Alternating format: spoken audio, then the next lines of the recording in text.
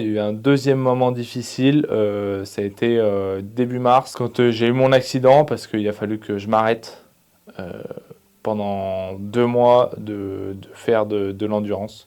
En fait, il faut savoir que cette blessure, elle est intervenue début mars, donc c'est-à-dire à 2 mois et demi de l'échéance du semi-Ironman d'Aix-en-Provence. Et en fait, à ce moment-là, on était dans les gros volumes d'entraînement que le préparateur physique nous avait donné. Et en fait, pile poil à ce moment-là, j'ai cet accident. Je me suis lancé à mon compte en février, début février.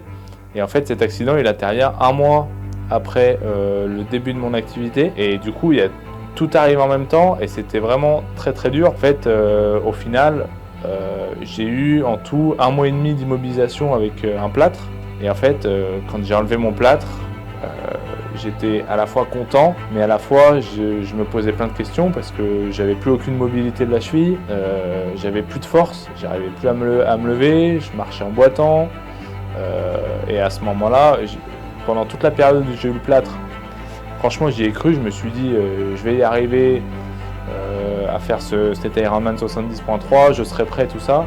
Et au moment d'enlever mon plâtre,